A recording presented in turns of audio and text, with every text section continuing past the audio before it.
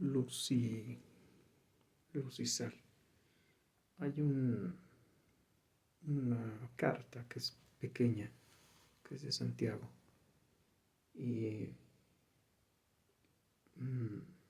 tiene, yo creo que toda la carta es muy profunda, igual que la primera de Juan.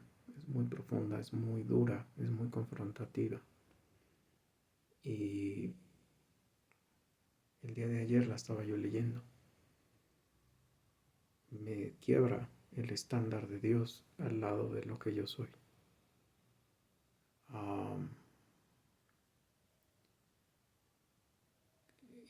Quiero, ayer grabé un video que lo borré porque, no sé, algo no me gustó.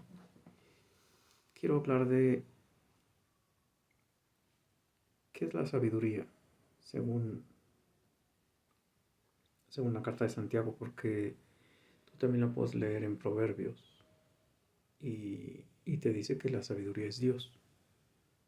No, dice, yo era antes de todo lo que existe y todo lo que existe fue hecho a través de mí, poniéndose el nombre de sabiduría. Yo estaba con el Creador, yo estaba con el que hizo las cosas. Entonces, ese es Dios. Acuérdate que Proverbios es escrito por Salomón y es 1400 años antes de que viniera nuestro Señor Jesucristo. La carta de Santiago es por un hermano de él que se convierte, que después que muere y resucita se convierte. De ser de los hermanos, no sé cuántos se convirtieron y no sé cuántos creyeron, pero lo que sí se sabe es que su familia entera lo iba de repente a buscar a los lugares públicos donde iba él a hablar y iba a detenerlo, porque creían que estaba fuera de sí. Lo puedo revisar en el Evangelio de Juan. Entonces, en la carta de Santiago, que además, paréntesis, termina siendo líder de la iglesia de Jerusalén, uno de los pastores, él dice que es la sabiduría. Primero dice en Santiago 1, dice, y si alguno de vosotros, Santiago 1, versículo 5, y si alguno de vosotros tiene falta de sabiduría, pídala a Dios, el cual da todos abundantemente y sin reproche, y le será dada, ¿no? Entonces la pregunta es, bueno, ¿qué es la sabiduría? Y yo siempre le digo a la gente que una cosa es ser inteligente y otra cosa es ser sabio. Y yo siempre digo que ser inteligente podemos serlo cualquiera, aunque la Biblia también habla de la inteligencia cristiana.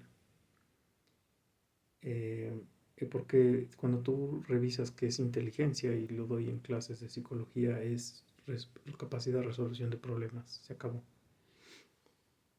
Y siempre les digo que hay que saltar a la sabiduría, porque la sabiduría es poner en juego tu moral, la que tú ya tengas constituida, por lo que sea que la hayas adquirido, más lo que estés haciendo. Es decir, que lo que estés haciendo no vaya en contra de esos valores morales, ¿no? Y en este caso, Santiago afirma eso que estoy diciendo, porque después de que dice esto, en el capítulo 3, cuando habla de la lengua, que además es, insisto, muy confrontativo, porque la lengua es resultado de nuestro corazón. Desgraciadamente yo leo esos estándares y no dejo, ayer me la pasé pidiendo por esa sabiduría. De hecho, le dije a Dios, estoy tan mal con esa sabiduría que ni siquiera me la he aprendido. Es decir, ¿qué caracteriza a esa sabiduría? Recuerda que cuando Dios habla en la Biblia no habla de sentimientos ni de emociones, habla de adjetivos o acciones que se tienen que llevar a cabo. Entonces aquí hay unos cualificadores y unos estándares que uno debe de tener cuando uno accione, cuando uno se mueva. Porque Santiago también habla de las obras. Y cuando yo reviso, insisto, y digo el yo porque finalmente pues todo lo que yo subo a canal o lo que sea, o lo que le digo yo a alguien, es porque ya tamizó mi cerebro, ya me confrontó y ya me conflictuó y me hace tener que pedir. Porque por X o Z circunstancias que a veces ni siquiera espero que pasen, pasan. y yo tengo que poner en juego esta sabiduría, ¿no? Cosas que de verdad a veces me son inverosímiles, pero me pasan y las veo. Y, y Dios me pone a prueba, ¿no? ¿Qué es lo que vas a hacer? ¿Cómo lo vas a ver? ¿Cómo lo vas a enfrentar? Y demás. Y siempre quedo corto. Escucha por qué quedo corto. Dice capítulo 3, versículo 17.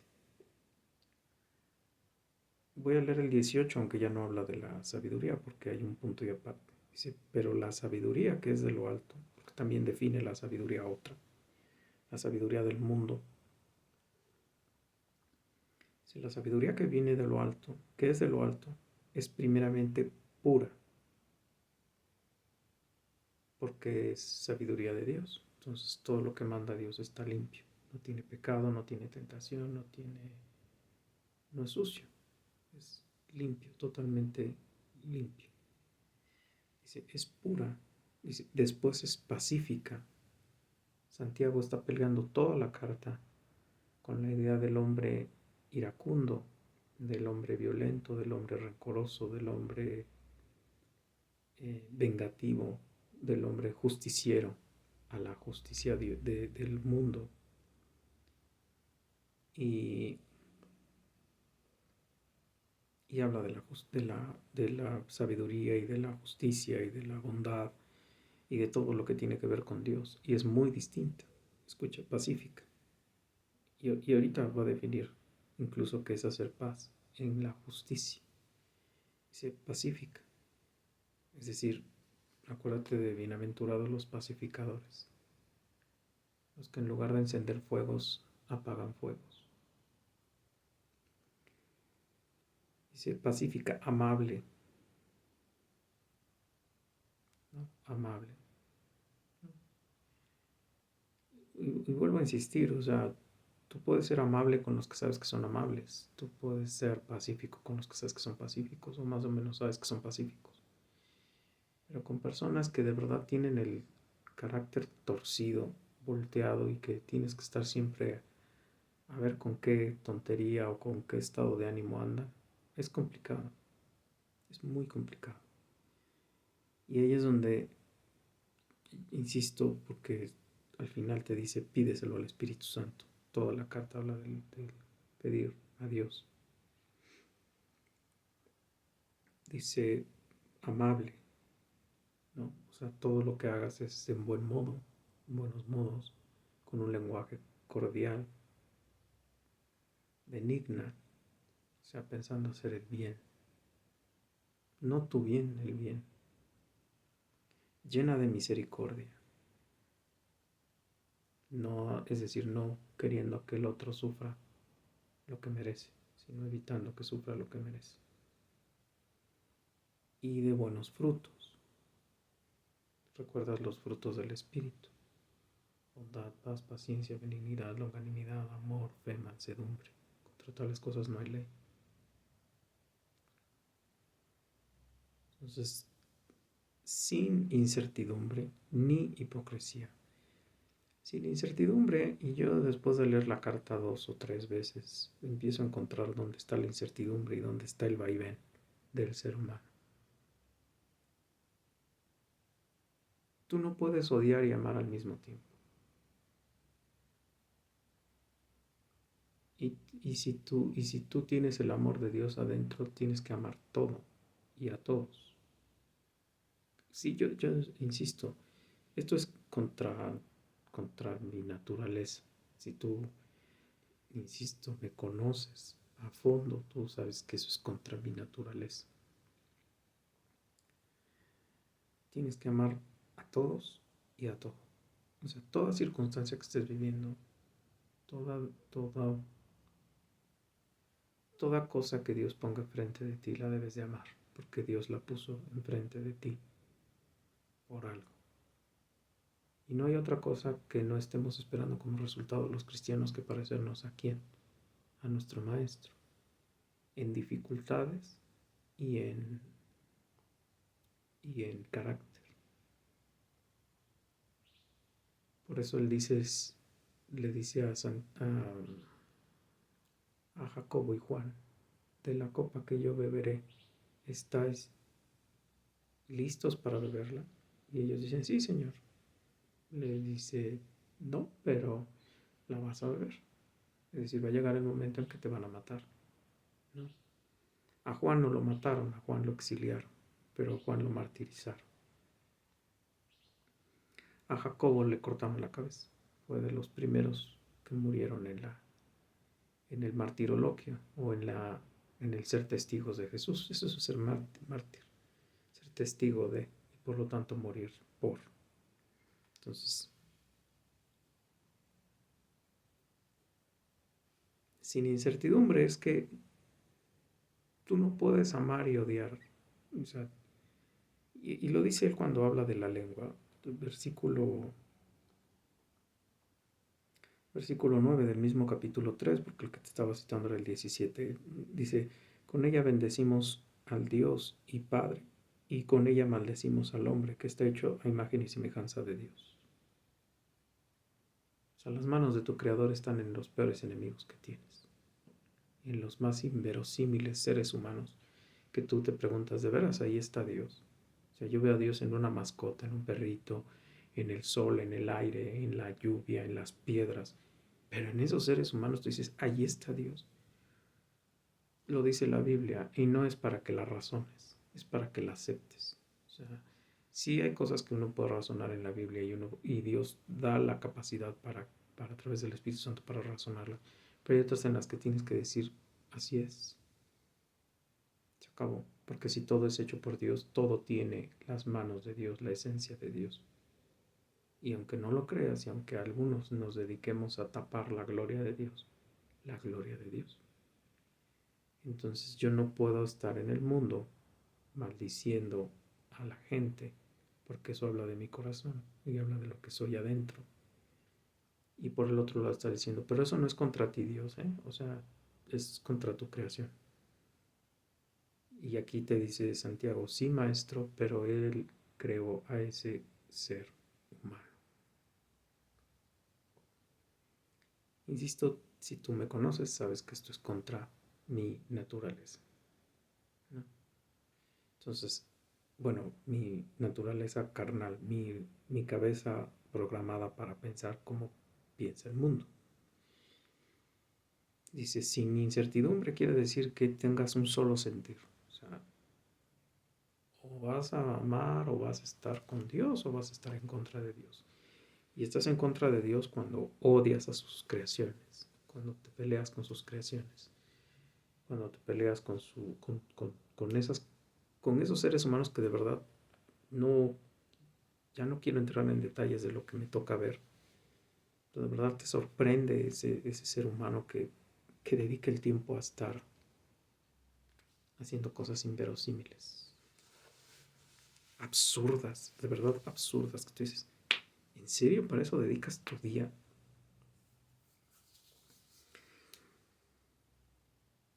Pero cuando revisas tu vida también dices, bueno, sí, yo también, y mucho tiempo, y tal vez todavía, cuando dedico tiempo a rumiar el odio o el coraje o eso y aquello, pues también para Dios es inverosímil, cuando tú lo que tienes que estar haciendo es estar redimiendo el tiempo, glorificando a Dios y dándole honra y gloria.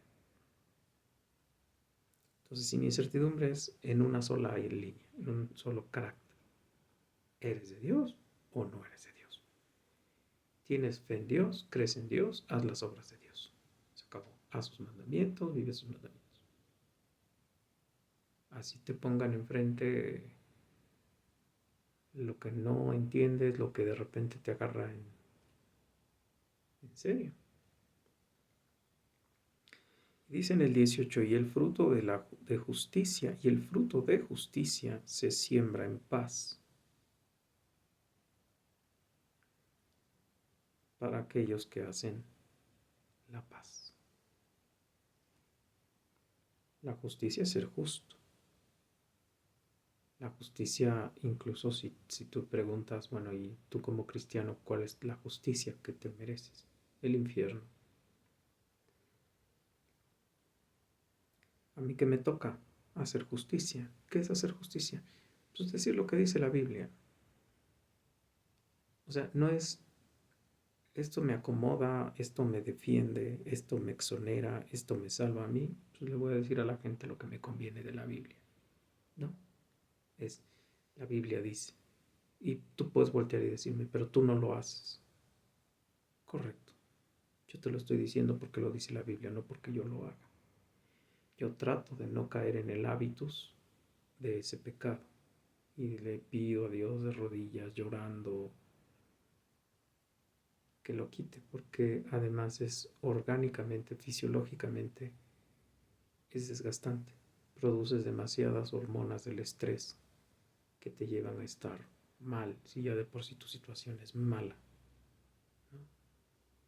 Y aunque el circo de tres pistas de los pecadores te lo pone enfrente de Dios, tú tienes que decir, gloria a Dios, Dios te bendiga, y de verdad vivirlo desde dentro. No estar diciendo Dios te bendiga por no decirle brinca tu flauta, no, o sea, es Dios te bendiga en términos de Dios. Ojalá un día te muestre tu pecado y te muestre que estás sin pastor y eres una oveja descarriada, que estás haciendo lo que puedes porque no conoces a Dios. Y si se supone que yo lo conozco, entonces yo tendría que vivir en profundidad todo lo que he leído de la Biblia y todo lo que entiendo que significa estar en Cristo. Pero como yo no tengo esa sabiduría, yo tengo que pedírsela a Dios a través del Espíritu Santo, porque es el que hace morada en mí. Entonces yo tengo que pedir, repitiendo 17, la sabiduría de lo alto es primeramente pura, después pacífica, amable, benigna, llena de misericordia y de buenos frutos, sin incertidumbre ni hipocresía. Por cierto, si hipocresía no sabes qué significa, es sin máscaras. No, sin máscaras. Y el fruto de la justicia se siembra en paz para aquellos que hacen la paz. Así cierra ese capítulo 3 de la lengua. Cuando él te dice que hay una sabiduría del mundo, y con eso cierro el video, él te dice que la sabiduría del mundo, capítulo 3, versículo 13, te leí el 17, te voy a leer del 13 al 16, para que entiendas la diferencia y para que veas que sí es sabiduría del mundo. ¿Quién es sabio y entendido entre vosotros? Muestre por la buena conducta sus obras en sabia mansedumbre. Sabiduría, mansedumbre. Sabia mansedumbre. Insisto, palabras poquitas, cortas, pero en 3 palabras te puedes dar en la torre y decir yo no tengo eso. Buena conducta, es decir, que lo haces, que lo externalizas, pero porque adentro estás viviéndolo, no porque afuera te estás forzando, ¿no? O sea, acá no es como cuando estás en un trabajo, yo así lo hacía, ¿no? Ya estás en tal situación, acuérdate que tienes que hacer así, así, así, así. Aquí lejos de todo lo que taca, taca, taca, taca, taca, ¿no? Como cuando estás en tu casa y te comes la comida hasta con los dedos, ¿no? Bueno, hay quien en los tacos, bueno, en el metro y donde sea comen como. Pero llegas al restaurante, aunque sea de medio pelo, un Vips, un Tox, y te acuerdas que existe tenedor, cuchillo, cuchara y demás, ¿no? Y usas los instrumentos y demás, y demás. Llegas a tu casa y trae. Bueno, acá te dice, tu conducta tiene que ser buena. ¿Dónde? En privado y en público. Porque adivina dónde está Dios, en privado y en público. Y buena significa siguiendo el estándar de Dios, en sabia mansedumbre. Sabia, otra vez ya cité que sabiduría, mansedumbre es toda tu fuerza, todo tu poder, toda tu energía, todos tus dones y talentos puestos en control de Dios, ¿no? Por estatura, por fuerza, por potencia, por lo que sea. Yo sé que tengo gente que le puedo hacer mucho daño físico. Y también sé que si llega a un 1,90, un 1,80, me puede hacer mucho daño físico, o un pedacito de humano con un rifle, con una pistola, me puede hacer un daño físico terrible. La mansedumbre es contrólate porque Dios te esté controlando. Otra vez, todo es porque Dios lo haga, porque dejes al Espíritu Santo que controle tu temperamento, ¿no? Insisto, aunque se esté cayendo el mundo.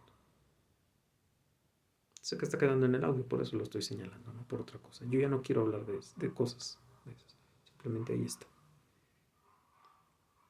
Y entonces dice, o sea, si tú dices que eres sabio y entendido, entonces tú tienes buenas obras, buena conducta, perdón, y en sabia mansedumbre, ¿no?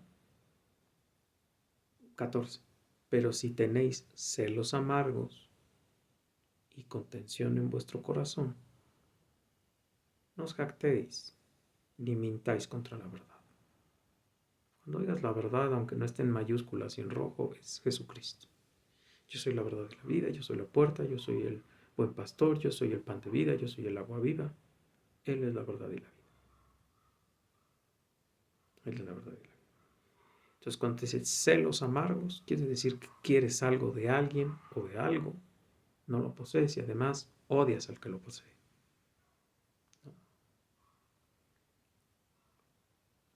Nos ha pasado, yo no sé si a ti con mucha frecuencia, a mí sí. Los impíos, los impuros, los no cristianos tienen ventajas económicas y sociales y relacionales que no tenemos nosotros. Y has llegado a decir, ¿por qué? O sea, yo estoy contigo, Dios. Yo debería de tener eso, ¿no?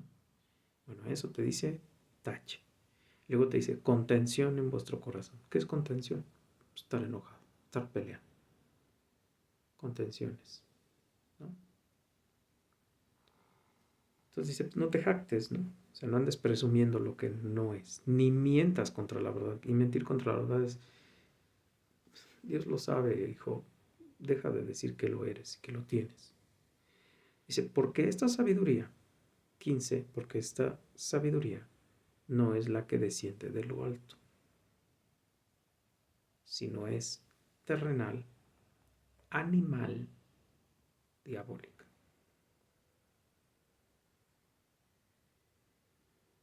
Terrenal, animal, diabólica. ¿Así o más barato? Terrenal, animal, diabólica. ¿Por qué se supone que los animales no piensan, no esto, no aquello? Hoy ya se sabe que sí, pero no hablan nuestro lenguaje ni entienden nuestro mundo y no se comunican con nosotros, pero ellos tienen sus propios códigos de identificación, de lenguaje, de bla, bla, bla, bla, bla, bla, bla, bla. No voy a entrar en ese terreno. Y es diabólica, porque el diablo solamente viene a robar, matar y destruir. Entonces, cuando a nosotros, los que nos decimos cristianos, nos corre el chorrito de ojalá te mueras, tache. Cuando enseguida que nos están fastidiando o están fastidiando o están haciendo algo, te vas a buscar en la Biblia los salmos imprecatorios y empiezas a pedir, Dios, que llueva fuego del cielo, tache. Porque ahorita estamos en la gracia. Tú y yo, cristianos, estamos en la gracia. Por eso podemos ser cristianos. Porque cuando tú te voltees y tú te mires, tú vas a decir, yo qué rayos tengo para que Dios me haya adoptado en su familia. Nada, nada. Soy indigno, no soy nada. Es más, soy peor que la nada porque yo produzco pecados. Y Dios me recogió y me salvó. En Cristo Jesús, eso es lo que tú y yo merecíamos. Eso es el periodo de gracia. ¿Qué tengo que hacer aunque no me guste? Aunque no quiera, aunque vaya en contra de mi naturaleza? Por eso se lo tienes que pedir al Espíritu Santo. Bendecir, pedir que esas ovejas sin pastor tengan pastor, pedir por sus conversiones, pedir porque un día tengan el privilegio que tú y yo tenemos, conocer a Dios. Y si tú y yo tenemos ese privilegio, honrarlo y glorificarlo con todas nuestras conductas, privadas y públicas. Luz y sal.